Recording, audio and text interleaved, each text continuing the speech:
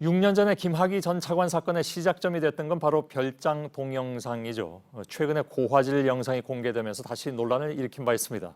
검찰의 수사단은 이 영상이 언제 누구의 손을 통해서 세상에 나왔는지 원점에서 확인하고 있는 것으로 알려졌습니다.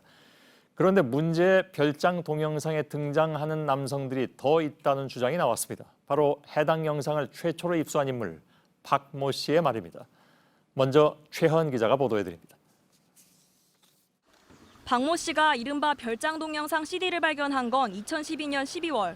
윤중천 씨가 타고 다니던 벤츠 차량에서 수상한 CD 7개를 발견한 겁니다. 윤 씨를 성폭행 혐의로 고소한 여성 사업가 A 씨 명의의 차량이었습니다. 당시 A 씨는 박 씨를 통해 차량을 되돌려받으려 했습니다. 차 열쇠가 없었던 박 씨는 원주 별장에서 차량을 견인해 서울 강남의 한 딜러사에 맡겼습니다.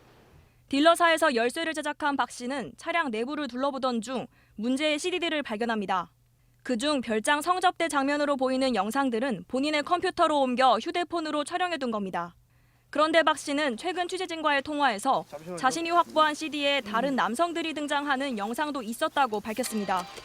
높은 데들 계신 분들인데 제가 뭐 그렇게 높은 사람들을 뭐 괜히 제가 또 뭐 입에 담았다가 피해를 보고 저 같은 사람이 그런 사람들을 어떻게 상대를 해요? 영상을 손에 넣은 뒤로 고통을 겪었다고 말했습니다. 네, 그 후로 그것 때문에 제가 정신적으로나 막 이렇게 좀 너무 저한테 무슨 후환이 생길까 봐 그런 식으로 통화한 거를 제가 녹취해서 속기사한테 뽑아놨던 거. 박 씨는 관련 영상을 경찰에 냈다고도 주장했습니다. 그때 당시에 그 경찰서에 어쨌든 간에 그걸 제출을 했었는데. 하지만 당시 경찰 수사팀 관계자는 박 씨가 관련 영상을 옮겨뒀다는 컴퓨터 자체를 제출받아 분석했지만 사건과 연관된 건 김 전 차관 영상밖에 없었다고 밝혔습니다. 최근까지 검찰 캐비닛에 남아있던 관련 영상도 길이가 다르게 찍힌 김 전 차관 추정 인물의 영상밖에 없었던 것으로 알려졌습니다. JTBC 최하은입니다.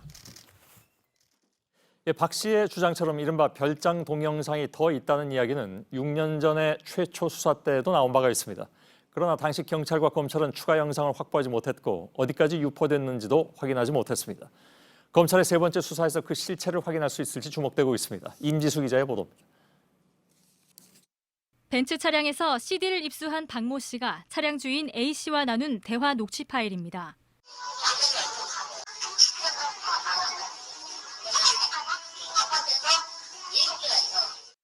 당시 박 씨가 확보한 CD는 총 7장으로 이 가운데 2장에 관련 영상들이 들어있던 것으로 알려졌습니다.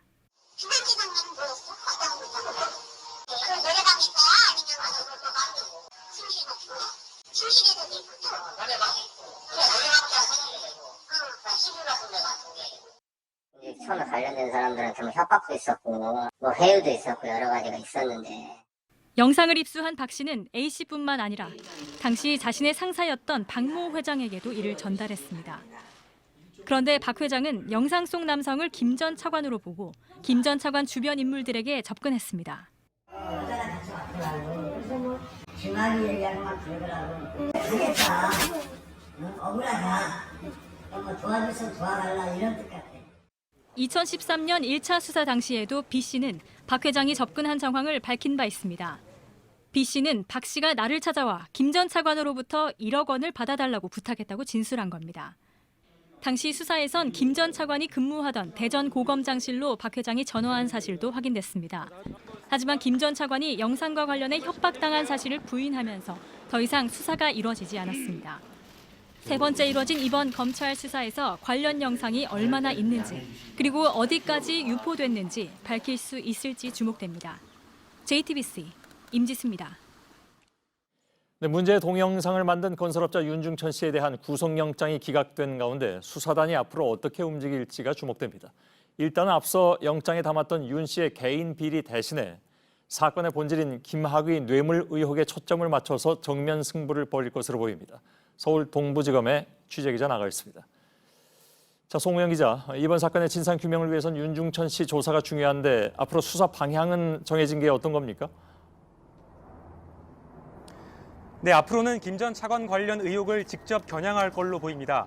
예를 들어서 윤 씨는 2012년 한 프랜차이즈 업체 대표에게 수사를 무마해주겠다면서 5억 원을 요구한 혐의를 받고 있는데요. 수사단은 이 과정에서 윤 씨가 당시 고검장이던 김 전 차관에게 연락했을 것으로 의심하고 있습니다. 관련한 객관적인 물증을 확보하기 위해서 2012년 윤 씨와 김 전 차관의 자금 흐름에 대한 추적도 이어가고 있습니다. 예.